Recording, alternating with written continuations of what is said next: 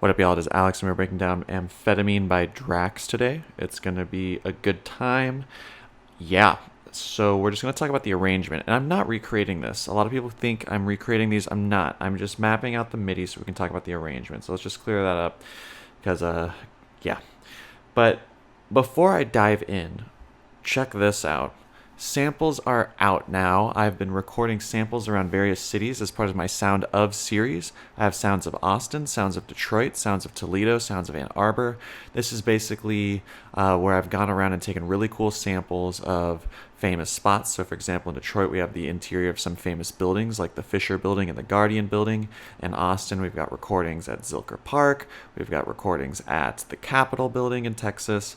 In Ann Arbor, we have recordings at their Arboretum outside there's a really famous deli there.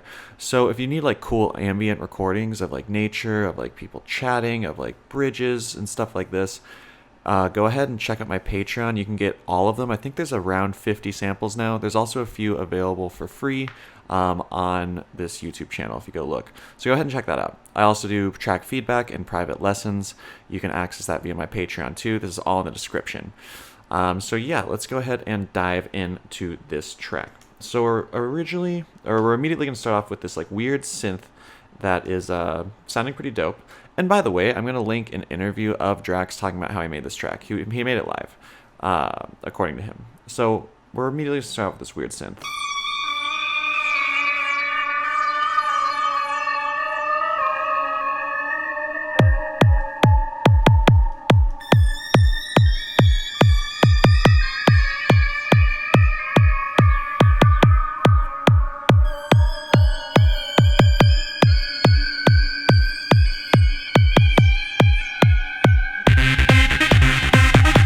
And there we go. So the kick pattern is pretty simple. It's not quite a 4 on the floor, but it's pretty close. They just have this little stutter. Happens every 2 bars. And if you've a long-time viewer of this channel, this is going to be like kind of like a refresher video because the techniques we're going to talk about in this track that make it what it is are techniques that have been used in many other tracks. I think in particular the Black Sea by Drexia track, there's a lot in common with these two constructions. So, and if you're new to this channel, then hopefully you'll find this like to have a lot of new information, but if you've been watching a lot of videos, you're going to know a lot of what we're going over. So basically this track was made live, and we're going to get feelings of that because so much of what keeps this track interesting is going to be just modulation of parts that already exist. If you don't know what I'm talking about, let's dive in. So again, we have this intro, nothing too crazy, just some weird sounds, and then we have drums going, or just a kick drum going with the weird sounds for about 10 bars.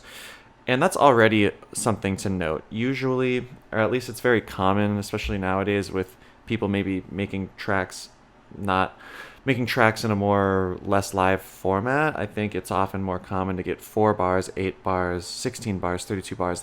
Those are the intervals you usually mess with. But already here we have a 10 bar situation, which might be telling of the fact that this was played live. Not to say that you can't do 10 bars when you're just like programming a computer, but just something to note.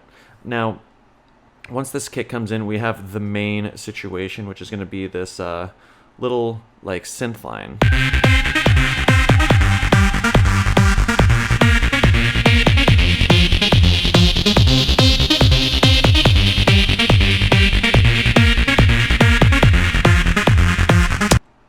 And you'll notice that the synth line is a 4-bar loop, and I think part of what makes this song such a hit is that this chord progression it's like kind of familiar sounding. You could almost imagine it being used in pop songs, but it still has this like edge to it.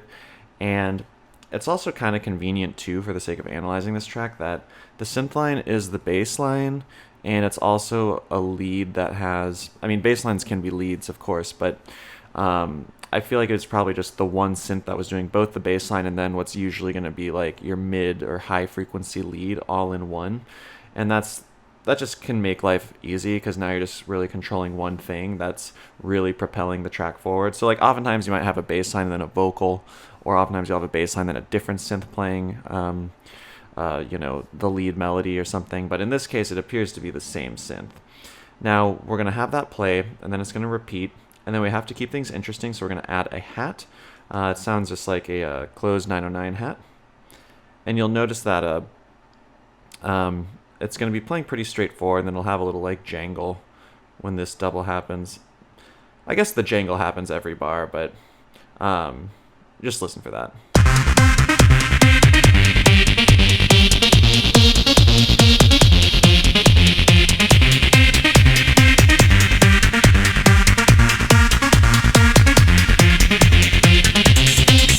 Why'd you make this pink, Alex? I made this pink because you'll notice that it seems like the decay of the hat might open up a little bit, or there might possibly just be like another like an open hat layered underneath it for a second. And you'll hear, if you, especially if you have headphones, you'll hear that it goes stereo for a moment.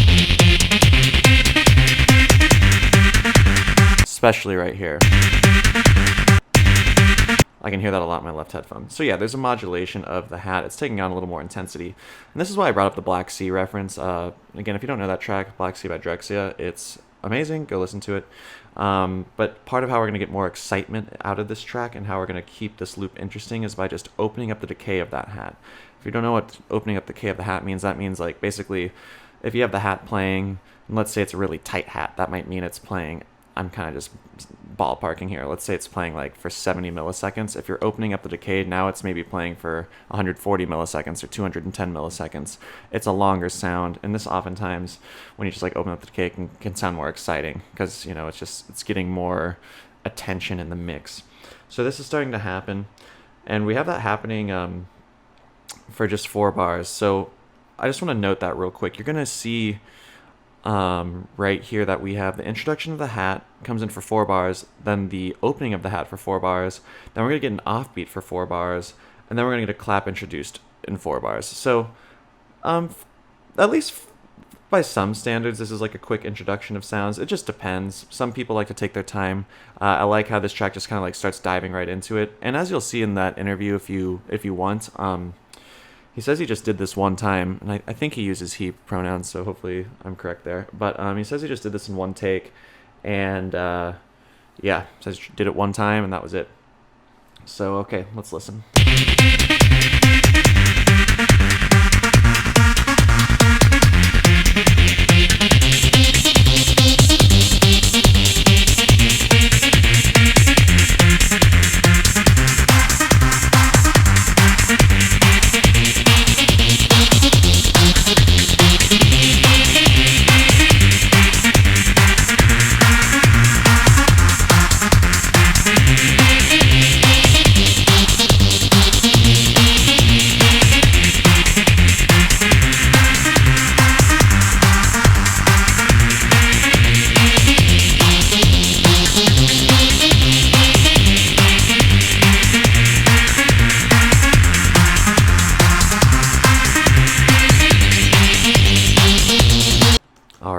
So this is cool. So how are we going to keep this interesting? Remember, I mentioned we're going to use a lot of modulation. So we are going to get the introduction of like completely new elements, but we're also just going to really work on modulating the elements we already have to keep interest throughout this track. So another thing to point out is when this offbeat comes in, the hat pattern also changes the closed hat. It's a little slower here, and now it's going to like double time.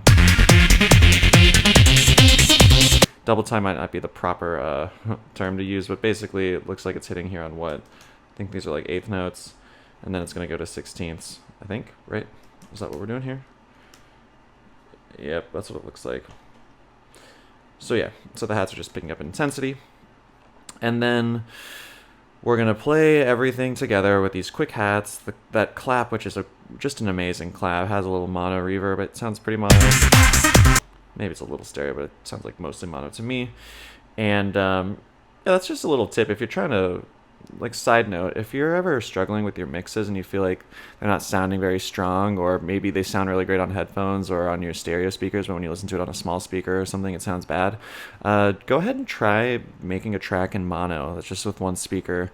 That's actually the principal way I produce. I just use one speaker. I think it's, if you've never done it before, like, just give it a try. You'll probably learn some interesting things from it. Because if you can make a banger in mono, it's probably going to sound great in stereo, but not necessarily the other way around. For example, if you have a banger in stereo, it might sound like crap in mono. It's just like a very general rule, you know, but check it out. So as this is all happening here, we got this 4-bar loop here.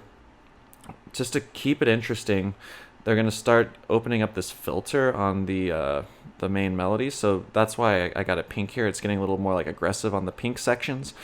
And notice again how quickly we're moving. I keep saying it's quick because, again, 4 bars, 4 bars, 4 bars, 4 bars, 4 bars. We're getting variation every 4 bars, which is kind of cool.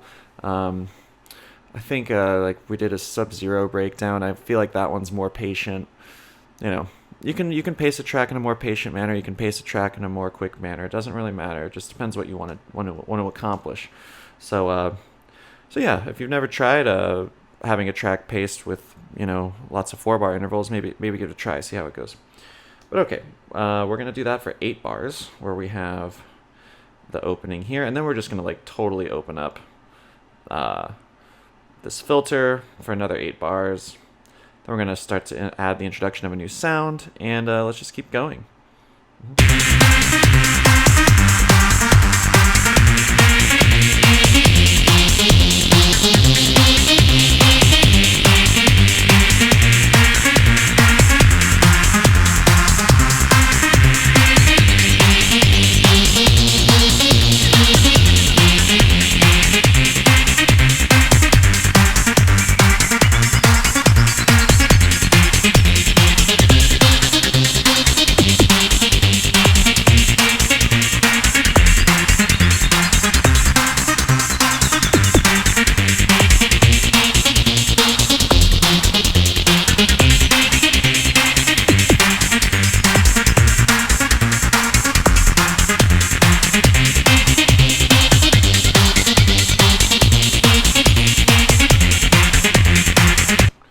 Alright, so at this point here, I put flanger hat, to be honest. I'm not entirely sure what the sound is. It's kind of like this weird like UFO sound.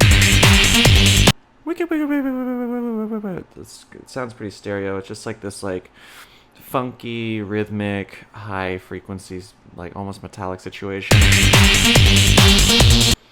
And as that's introduced, we're gonna start pulling back the cutoff filter. I believe it's cutoff filter, right? Cutoff filter, or maybe it's the decay. Basically, we're going to make this main synth a little less dramatic, which is nice because then this takes up less of the frequency spectrum, which allows us, especially in this portion, to kind of be able to listen to this new sound that was introduced and just like appreciate it. And that keeps things interesting because we're getting that variety.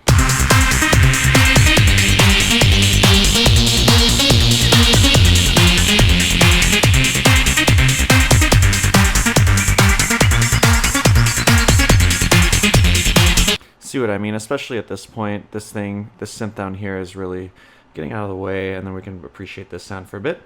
And then we're going to get the introduction of a tom, drop of the kick, and so now we're in a whole new like combination of things. Now, you've probably heard me talk about combinations of things if you've been watching this channel. If not, let me briefly describe that. So basically, if you look throughout this whole track, what do we have here? We have a synth doing a synth line. We're going to have a new part. It's like this funky part. It sounds like this. We have those like weird flanger hat, metallic-y sounds I brought up, and then we have some drums. Now, basically, and just skip ahead if you already know where I'm going with this, because again, if you've watched my videos, you probably know. But if not, a lot of the way that these techno tracks work is that you have these sounds. So in this example, we have the synth, the funk. We'll call the flangers. We'll just call these. Let me just put them as one. So basically, I have like 3 parts that aren't drums. I'm not including the intro synth. And then we have a bunch of drums. So at some points, you're going to have, like in this section here, you're going to have a clap, an offbeat, a kick, a closed hat, and a synth. So that's like one set of sounds you can have together. That's a different combination than over here. Over here, you don't even have the synth. You just have a funk sound instead. You don't have a clap. You don't have an offbeat. So it's just a different combination of things. And so in a very simplistic manner, this is just a different thing than what this is. It's a different set of elements. And so assuming that your elements are tight and they sound cool, I say tight in the sense meaning dope, then you're going to probably keep your listener engaged just by giving people new combinations of things, because it's like if you go to like if you got like I don't know if I've ever had a 7-course meal, but like if you did, it'd kind of be weird if each dish was the same dish 7 times. Instead, it's nice to like get a different combination of flavors, so the meal's different, throughout, like the pacing of the meal changes. And so that might not be a perfect analogy, but you can kind of think of that with the track. Like, it's just nice to give people different combinations of things. And not only do you have different combinations of, for example, clap, offbeat, closed hat, and synth line, like maybe that's one combination. You could also have clap, offbeat, synth line where the synth line is open. And you can have clap, offbeat where the synth line is closed. So you can also get different combinations due to modulating the individual elements. Does that make sense? I hope that makes sense. I'm just trying to show you the different ways you can have different combinations of sound to keep a track interesting over time. But yeah. So cool. Where are we? I just got a little lost, but not for long. All right, so we were at the part where we dropped off the kick. Okay. Yeah, so we have our little tom introduction. The tom's kind of weird sounding. It's funny. Notice here when the kick comes back in, I'm guessing that I think his name's Thomas Heckman probably just played it with his hand. Oh wait. No, the part I'm thinking about happens later. Don't worry about it. Don't forget what I just said.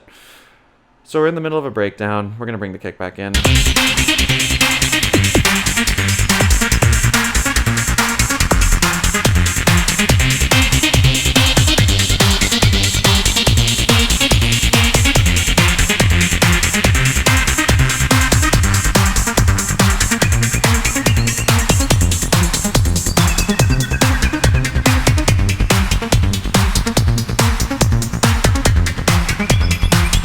Notice how subdued the synth line is at this point. It's very subdued.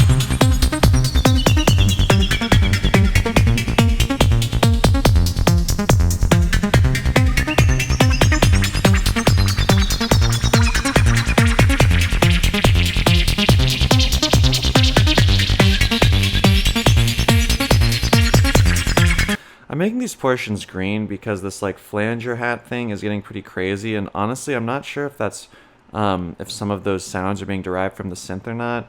I'm not positive what this track is. It could just be a send track. If you're wondering what a send track is, it's like, let's say you're playing, I'll just show you. Let's say you have a clap.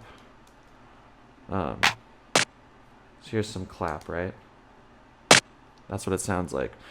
So if you, let's say you wanted to add reverb to this clap, but you also you didn't want to like change, you wanted to have this dry clap exactly as it is, but you also want to have a reverb version of it. So what you can do is, see how it says reverb down here, A? This is a send track that has, that basically what I can do is I can like send this to that track via this knob here. And so like if I crank this all the way up, that means that I'm like sending, I think it might be, it's almost as if I just had this reverb directly on this channel,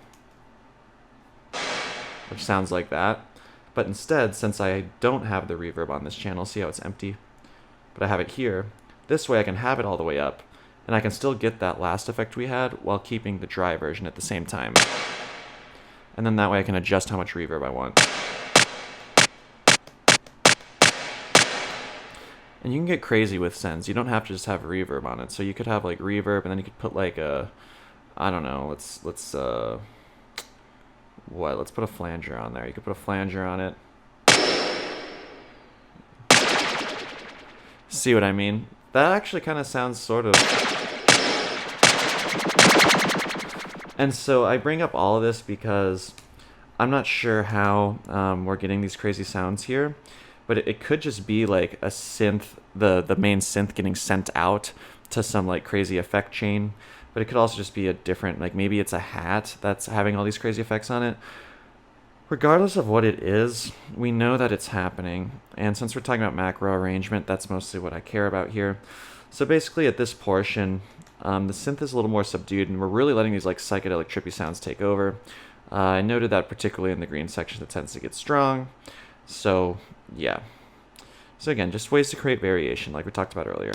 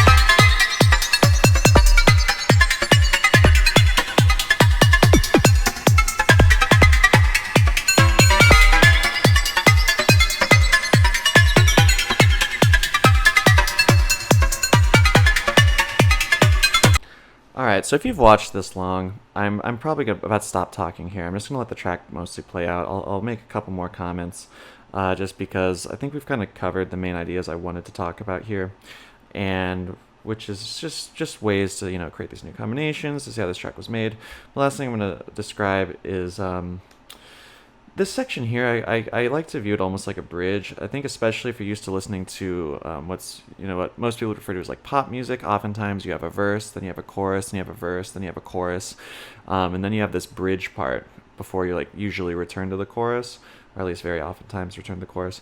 And in this bridge section, it's usually like a sonic palette or a set of chords that just differs a fair amount from what you've been hearing, which kind of like gets the listener out of this vibe that they've been experiencing for a while, which for a while meaning the beginning part of the song.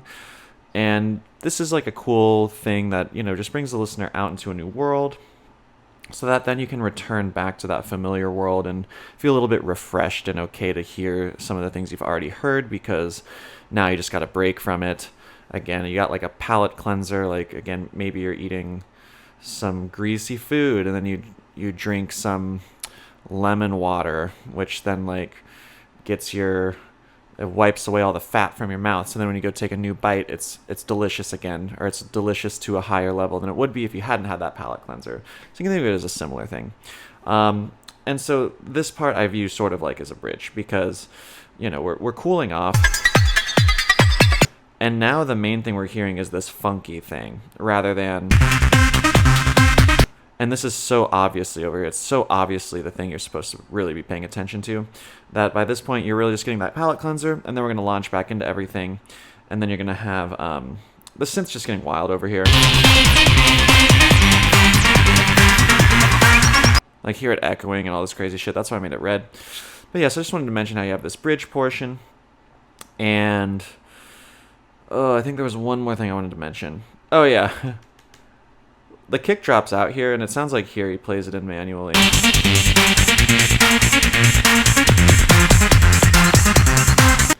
I'm just guessing, because again, he said he played it live, and like it's not like it's a little. I don't know if clumsy is the right word. I don't know. It just feels very hand played in, which I thought was just kind of cool. Okay. Subscribe to the channel. Check out my Patreon. If you want track feedback, if you want that awesome sample library I told you about before it is released publicly, it will all be out soon, but I don't know when. If you want one-on-one lessons where we can talk about mixing, production, mastering, whatever, go ahead and follow my Patreon. I have tiers. I have $3 tier, $5 tier, $35 tier. For $35 a month, you get a one-on-one lesson for an hour once a month. You get a whole sample library, and you can send me a track to give you feedback on. It's 35 US dollars. And then for $5, you can get all the samples and track feedback once a month. For $3, you support me and you get a few of the samples before they're out. So yeah, check it out. It really helps. All right. And then email me if you want the project file. I'll give you that for free as long as you follow me on Instagram and Spotify. But okay, enough. Let's listen to the rest of the track. And yeah.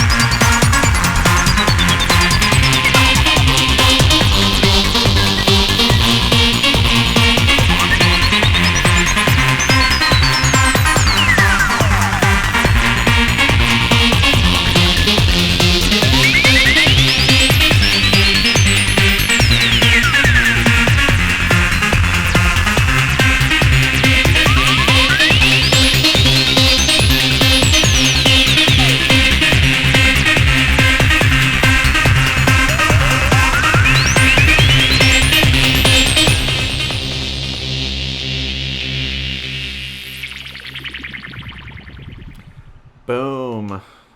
Yeah, I guess you'll notice at the end they do just repeat that first part of the loop, which is kind of like an epic ending. So maybe that's something you can do if you have a 4-chord progression. Maybe just harp on that first one at some point and see how that sounds. Cool. All right. Patreon, subscribe, tell a friend. Peace.